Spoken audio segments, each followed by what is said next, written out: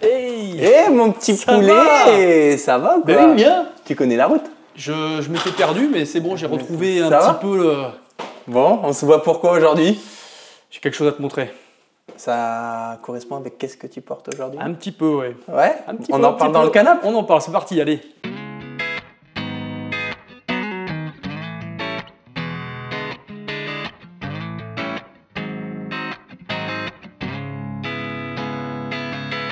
Bienvenue. Eh bien, merci. Bienvenue chez Aurel, bienvenue sur Parlons Montre. Voilà, je ne connaissais pas la boutique, Ah ni non, la chaîne, mais non. c'est un honneur Première quand même fois. d'être là. Première fois, Ah. première fois.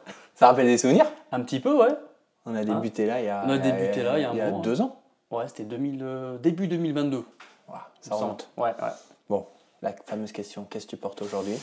Eh bien, une radiale.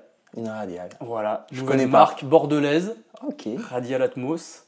En Voilà. fait, je connais. Tu connais un peu quand même, Je on en connais a un peu. parlé, ça On fait un en a moment que parlé. t'es au courant. Ouais. Et ben moi, tu me le poses pas, mais je porte une Balmont. Voilà. Qu'est-ce que tu portes? Je porte une Balmont. Très bien. Tu connais? Il y a un point commun en tout cas avec la Radial. Oui. Ouais. Un mec qui a un joli coup de crayon. Ouais, et il faut qu'on l'invite sur la chaîne. Oui, ça serait bien, j'aimerais bien le voir. Non, parce que moi, j'aimerais qu'il parle de ce qu'est un designer Ouais. d'horlogerie aujourd'hui, un designer horloger, de qu'est-ce qu'une prod horlogère. Mhm. Il y a des petits soucis des fois avec les prods. Ah oui, bah oui. Des petits retards, des petits... Ouais, voilà. PC, quoi. Et mais bon, ce sera une autre vidéo. Aujourd'hui, on te reçoit à la boutique. Je trouvais que ça faisait sens, comme on s'était rencontrés ici. Ici, ouais. Et pour nous parler de la marque Radial. Bon, d'habitude, tu sais que c'est moi qui fais Percar Store. Oui. Aujourd'hui, ça va être toi. Bon, allez, frère Castor alors. Les frères Castor. Raconte-moi un peu Radial, raconte-moi l'idée, la genèse de tout ça. Bon, je pense que déjà en tant que passionné d'horlogerie, on a toujours une idée en tête d'une montre qu'on a envie d'avoir. On se dit, tiens, moi si je pouvais faire une montre, je ferais ci, je ferais ça. Bon, ben je l'ai fait. Ça a mis un peu de temps à mûrir. Bon, je connaissais déjà Benjamin, et puis il m'a dit, ça serait bien si tu as des idées, faire une marque de montre, voilà. Genre, bon, ça m'était passé un petit peu Au-dessus. voilà, au-dessus, parce que honnêtement, je sais le boulot que... Enfin, maintenant, oui, d'ailleurs, je le sais, mais je le savais déjà à l'époque. Mais puis après, toi, pareil, on en avait parlé aussi, parce que tu étais sur Balmont. J'en ai parlé aussi avec Ludo, petit poussoir. Voilà, puis ça a mûri un petit peu dans la tête, j'en ai parlé un petit peu à ma femme, et puis elle m'a dit, bah, écoute, si vraiment c'est un projet qui te dit, lance-toi. Voilà, donc ça a démarré comme ça. Et puis moi, je voulais quelque chose qui me parle, donc je voulais une montre, une Tool Watch déjà. Ouais. Voilà, donc c'est une Tool Watch. C'est une Tool Watch. C'est une Tool Watch. Mais voilà, toujours en gardant un petit esprit élégant. Voilà, je voulais que ce soit une montre que tu peux porter sous un costard, sous une chemise, que tu puisses aller faire un pouls dans la pistoche. Voilà, une montre qui cause un maximum de cases, mais toujours avec un esprit pour cette première en fait aéronautique. Ok. Voilà, parce que je bosse dedans, je suis passionné d'aéronautique. Ok. Voilà, donc ça me parlait d'avoir une montre déjà aéro. Mais je voulais pas quelque chose, c'est qu'on voit, tu sais, sur ce qu'on peut voir chez IWC par exemple, où tu vois, pas rentrer dans le cliché de la montre aéro, mais juste reprendre des codes subtils et proposer une montre. Bah souvent, aéro, ça, des fois, hein, je dis Ouais. pas tout le temps, mais ça rime avec un peu vintage, ou un Oui. peu plus...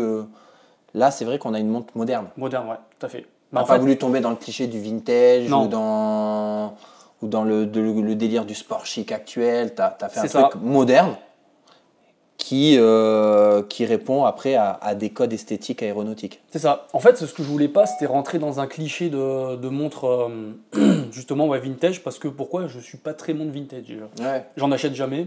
Ouais. J'en ai 2-3, mais voilà, c'est pas mon truc. Moi, je suis plus montre moderne. Donc tout de suite, je me suis dirigé vers quelque chose, déjà un design qui était moderne. Même si ça reprend un peu quelques codes esthétiques années 70, tu vois, voilà. On n'est pas vraiment non plus sur quelque chose de consensuel, avec un design plutôt recherché, travaillé. Donc ça a été assez long à mettre en œuvre avec Benjamin. Ouais. Mais on a réussi. Donc plutôt content. Je voulais pas une trop grosse montre non plus. Ouais. C'est vrai que tu as vite fait tomber dans des montres assez grosses, etc. Là, on est sur un diamètre de combien? Là, on est à 39. 39, sur un 39 corps d'un millimètres. corps de combien? 46. Ah oui, 39, Voilà. 46. 39, Ben, 46. je vais te dire quelque chose, elle fait un peu plus imposante. Ouais, c'est La fait personne pour. qui aurait peur du 39, elle est très ouverte au final. Ouais, tout à fait. Tu as une grande ouverture de boîte. Elle fait, et puis elle a ce côté un petit peu, je dis souvent sur les Rolex modernes, là, un peu carré.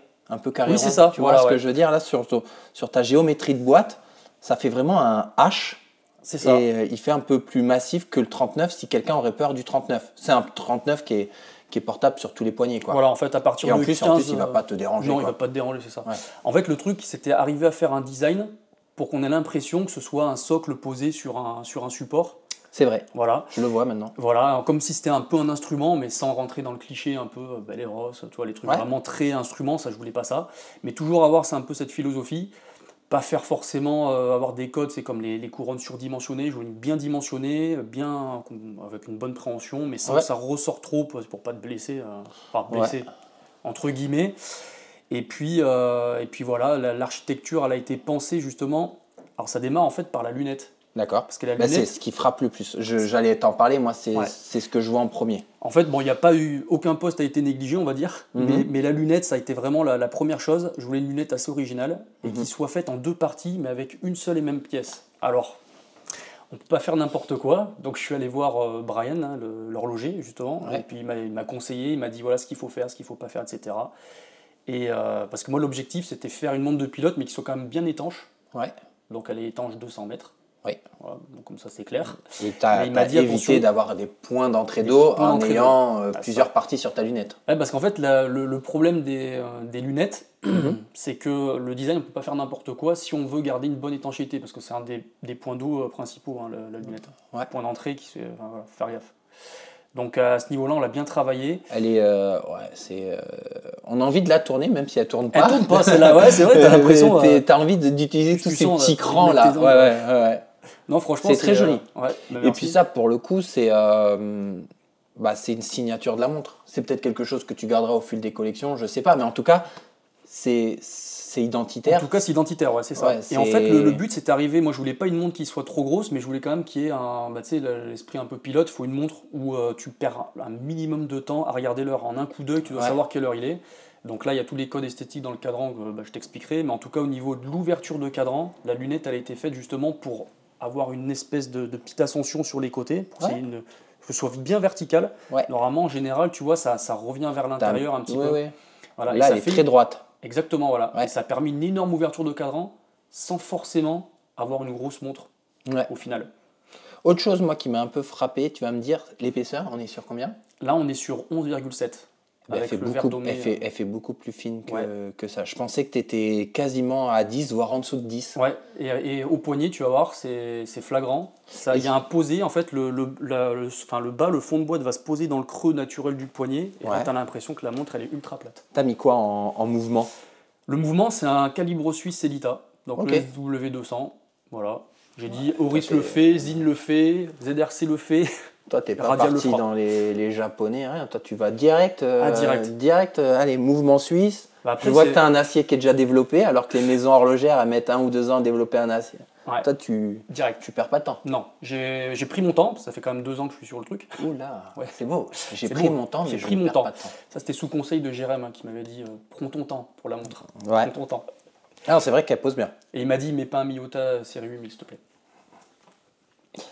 Elle est sympa parce qu'il y a plein de petits détails que effectivement tu n'as pas négligé. Ouais, et les finitions là sur les chanfreins. Sur les chanfreins. Ouais. Moi, ça a été des reproches qu'on nous a fait sur Balmont de ne pas avoir mis de chanfrein et c'est vrai que je le regrette. Ouais.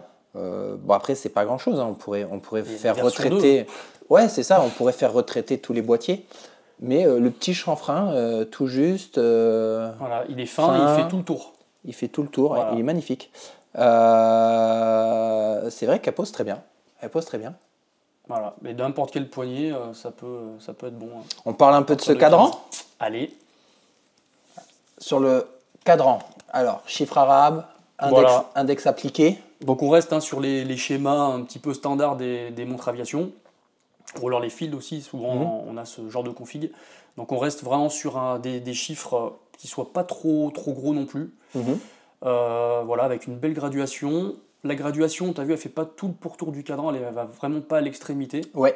Voilà, je l'ai vu tout à l'heure, c'est flagrant sur la blanche. Voilà. Et je trouve que ça accentue cet effet d'ouverture de la montre. Exactement. Puisque tu t'arrêtes un poil avant et t'as pas de réo biseauté.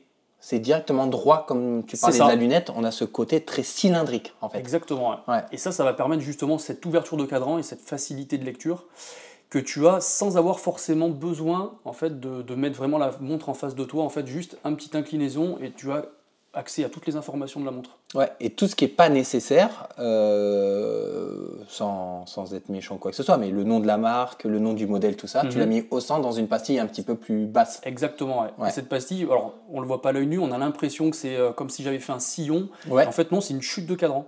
D'accord. Une chute de cadran qui va dessiner un cercle. Et après, bon, si on voit sur les aiguilles, parce qu'au niveau des aiguilles, on voit que j'ai fait un petit trait métallique, c'est justement pour qu'on ait l'impression que le cercle traverse un peu le jeu d'aiguilles. Exactement. Ouais, voilà. Ton aiguille des minutes est découpée en deux, pile à l'endroit du diamètre du cercle. Exactement. Ça, c'était un peu compliqué à faire, mais avec de la patience. Pi 3,14. Oui, c'est ça, l'hypoténuse, tout ça. Bien sûr, tu trouves facilement où découper ton aiguille. Après, je suis pas un génie, mais je l'aurais trouvé celle-là. Toi, t'as mis une date. Ouais. Alors, je sais que vous êtes team no date, les gars, mais moi, je suis team date. Mais en vrai, à condition de bien l'intégrer. Voilà, c'est ça. Elle est bien intégrée. Tu as tu as un disque vert sur ta verte ou c'est un disque noir? Ah non, c'est un disque noir. En fait. Ouais, mais tu vois, j'ai mis que des disques noirs sur toutes les versions, on va dire plus foncées. Voilà, mais elles sont justement, les montres sont foncées. Pourquoi? Pour avoir un maximum de contraste, pour avoir vraiment une lisibilité la plus parfaite possible. Et en fait, ce côté noir, en fait, un tout petit guichet dateur. Et tu l'as intégré intégré facilement. Tu l'as intégré. Après, pareil, le blanc. Ouais. Sur la blanche, c'est blanc. Non, ce genre de date me dérange moins. Ouais. Voilà. Moi, pour moi, c'est indispensable d'avoir la date sur ce genre de montre. Ça ne veut pas dire que je mettrai des dates sur toutes les montres. Ouais. On va dire. Je ne suis pas non plus. Je peux voir un peu l'acier de la tienne? Ouais. Petit bracelet. Comment ça va se. Alors, on est dans les cadrans, on va rester dans les cadrans. Tu as un vert, un blanc, un violet. Alors c'est un bleu en fait, c'est un bleu. La lumière qu'on a elle est légèrement chaude et du coup en fait tu as des pigments rouges à l'intérieur dans cette couleur là, dans ce Pantone, qui fait que tu as des reflets violets en fait. Une impression un petit peu violine. Sinon en fait c'est un bleu marine. Voilà, assez subtil. Et en fait selon où tu es, selon la couleur, selon le temps. Il est bien soleillé, hein. Il est beau. Par contre c'est un soleillage fin mais qui réagit bien. Le cadran il est bien travaillé. Et tu as un noir. Et j'ai un noir qui n'est pas là, mais sinon voilà, j'ai un noir soleillé aussi. Alors c'est légèrement soleillé, donc il y a des petits reflets, des petites. Mais sinon voilà, c'est les 4 couleurs qu'il y aura de disponibles. Donc voilà, avec le blanc céramique. Ouais. Qui lui en fait aura, c'est le seul qui aura une aiguille. Je sais pas si tu avais vu l'aiguille en fait on a dérivé, mais l'aiguille elle a pas de contrepoids. C'est une aiguille des secondes, les trotteuses. Ok. Voilà, il n'y a pas de contrepoids, c'est une aiguille comme ça qui va balayer vraiment tout le pourtour du cadran. Ah non, je l'avais pas vu, et c'est vrai. Et voilà. Donc ça, au début, je pensais que c'était pas possible. Il m'a dit, si, t'inquiète. Benjamin, il m'a dit, c'est possible. Ok. Tu le voulais vraiment comme ça? Moi, je voulais sans contrepoids. Moi. Je voulais vraiment le... Et en fait, c'est avec une couleur, justement, qui tranche pour qu'on voit bien cette trotteuse tourner. Ouais. Donc en fait, le mieux, c'était... Alors, il y avait le couleur orange, mais ça, on le voit assez souvent. Un petit peu aiguille de voiture ou de... Ouais, ou même sur les compteurs d'avion, tu vois ce genre de... je suis vraiment très dans les cockpits d'avion. Ouais, mais aussi, pour les bagnoles, c'est repris aussi. Ça fait très instrument, en tout cas. Exactement, voilà. Ouais. On reste sur de la Toulouse, tu vois, vraiment. C'était de l'efficacité, quoi. Ok. Donc c'est ton petit bracelet acier. Comment ça va être présenté? Qu'est-ce qu'on va pouvoir choisir? Qu'est-ce qu'on va avoir dans notre pack? Qu'est-ce qu'on a quand on achète une radiale? Alors déjà, on a une radiale. Et c'est déjà pas mal. On a une petite box, alors que je n'ai pas encore, on va les recevoir bientôt.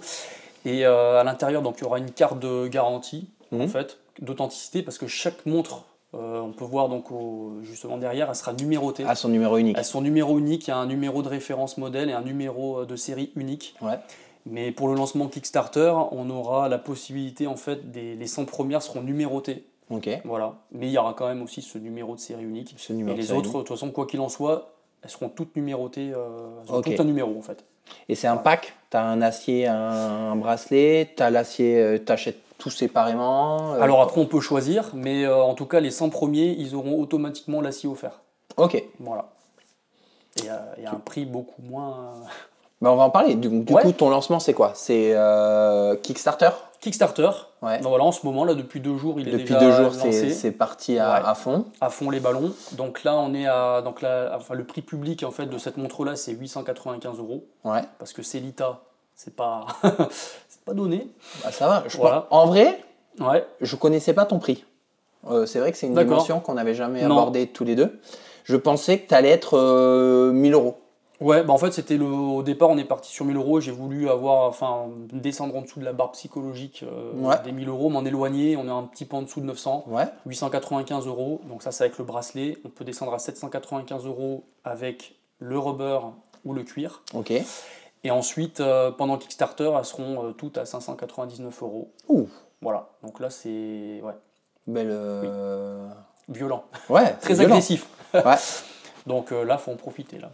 Parce que c'est pas le genre de prix qu'on peut trouver sur ce genre de montre, de par la qualité, les finitions et surtout le mouvement intégré qui est bien réglé. Livraison, on sera sur déjà à la fin de la campagne, on est sur encore 3 semaines. Oui.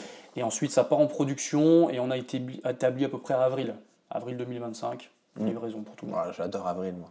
Ouais. C'est ton anniversaire? Non, pas du tout. On avait prévu avril et on a livré en septembre. Mais de l'année d'après.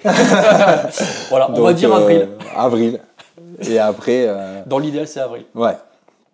Non, mais nous, on avait eu 3-4 ans entre les protos et la prod. C'était super long. Ouais. Donc, tu as un problème il faut réétalonner toutes les machines.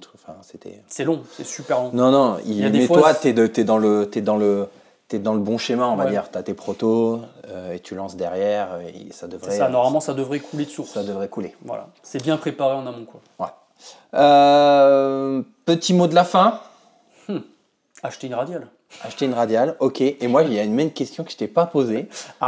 C'est pourquoi radiale et quel est ce nom de modèle? Tu vois, Et oui, c'est vrai, on est parti directement plein flair. On est à Capella. Ouais. Ou Carpaccio, je sais plus comment. Ouais, je suis pas italien de toute façon. Ouais, non, moi non plus. Un peu quand même. Un petit peu quand même. Donc radial, pourquoi? Alors bon, radial déjà, ça veut dire relatif au rayon. On imagine bien la trotteuse en train de parcourir le cadran. Voilà, en fait, c'est le rayon d'un cercle. Voilà, c'est radial. C'est relatif. Mais c'est vrai qu'elle est très cylindrique. Enfin, il y a beaucoup de cercles dans ta montre. C'est très circulaire. Ouais, c'est très toujours circulaire. Cette notion, tu vois, vraiment de demi-droite. En parlant justement de la trotteuse, qui va balayer tout le cadran. Mais au-delà de ça, voilà, elle a une inspiration aussi aéronautique. Radial, ça va parler au pilote. Je ne vais pas rentrer dans les détails, mais si tu veux, il y a des balises au sol qui ont été déjà mises en place après la Seconde Guerre mondiale.